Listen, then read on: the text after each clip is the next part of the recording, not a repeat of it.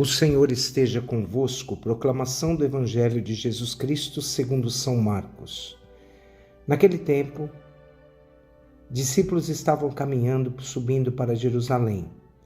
Jesus ia na frente.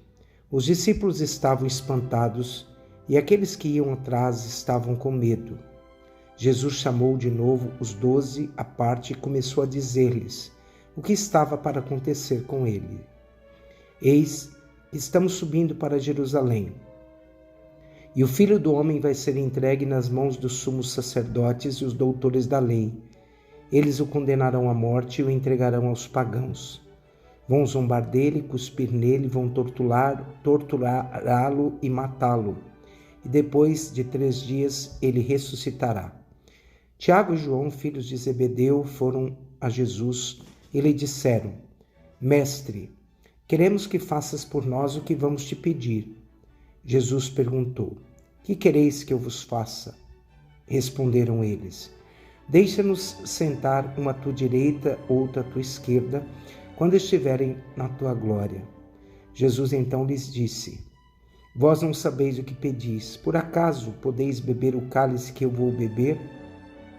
Podeis ser batizado com o batismo com que vou ser batizado? Eles responderam: Podemos. E ele lhes disse: Vós bebereis o cálice que eu devo beber e sereis batizados com o batismo com que eu devo ser batizado. Mas não depende de mim conhecer o lugar, conceder um lugar à minha direita ou à minha esquerda. É para aqueles a quem foi reservado. Quando os outros 10 discípulos ouviram isso, indignaram-se com Tiago e João. Jesus os chamou e disse: Vós sabeis que os chefes das nações as oprimem, os grandes as tiranizam, mas entre vós não deve ser assim. Quem quiser ser grande, seja vosso servo, e quem quiser ser o primeiro, seja o escravo de todos. Porque o Filho do Homem não veio para ser servido, mas para servir e dar a sua vida como resgate para muitos. Palavra da salvação.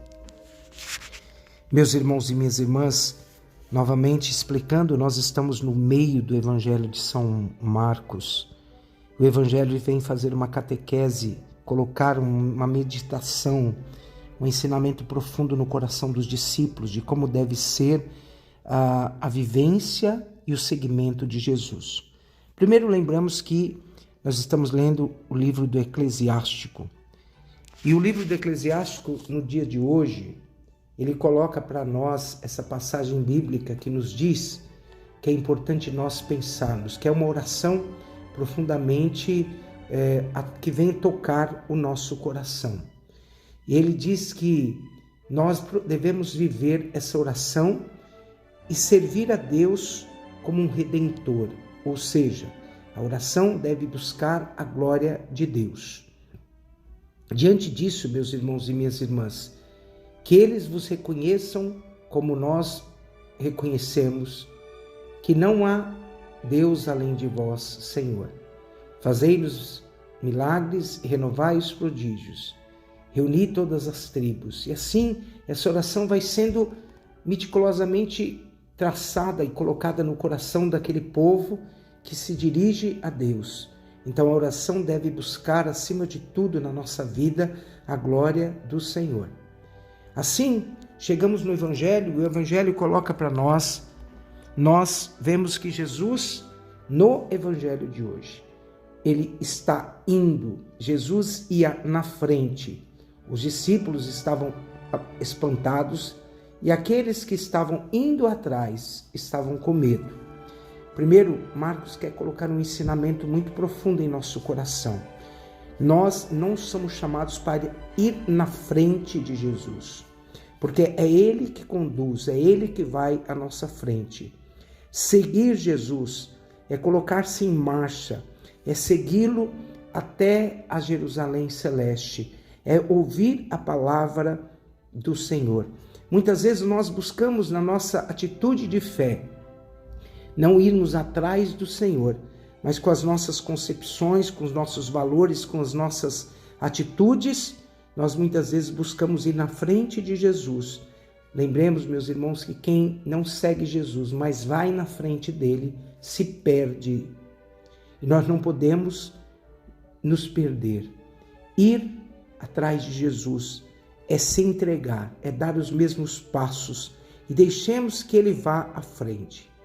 Hoje o Evangelho fala dos discípulos, os filhos de Zebedeu, como um ensinamento a todos os discípulos. Eles olhando para o Senhor, eles dizem: eis que estamos subindo para Jerusalém e o Filho do Homem vai ser entregue. Jesus coloca isso no coração deles, mas eles não entendendo a mensagem, eles chegam para o Senhor: Mestre, queremos que faças por nós o que vamos te pedir. Jesus perguntou: o que quereis que eu vos faça?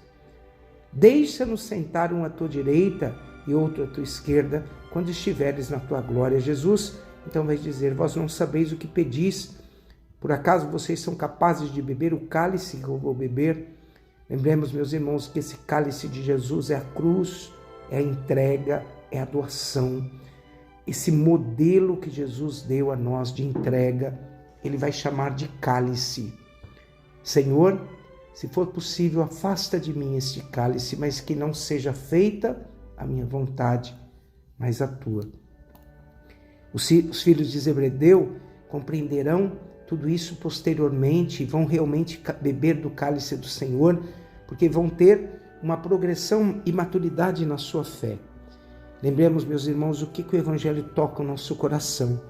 A ambição pelo poder muitas vezes vai colocar na nossa vida sentimentos que não são de Deus, sentimentos de rivalidade, sentimentos de vaidade, sentimentos onde nós muitas vezes vivemos competições interiores e muitas vezes a busca e a ambição pelo poder vai gerar em nós algo que não é de Deus, que é a violência.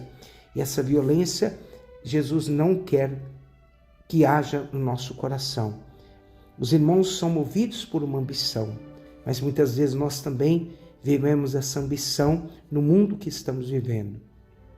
Mas Jesus, para ensinar aos filhos de Zebedeu e ensinar a seus discípulos sobre todo sentimento de poder, de vaidade, Ele vai colocar para nós que servir na igreja deve ser uma doação e que nós não estamos lá para primeiros lugares, mas nós devemos estar lá para realizarmos uma missão feita pelo próprio Deus.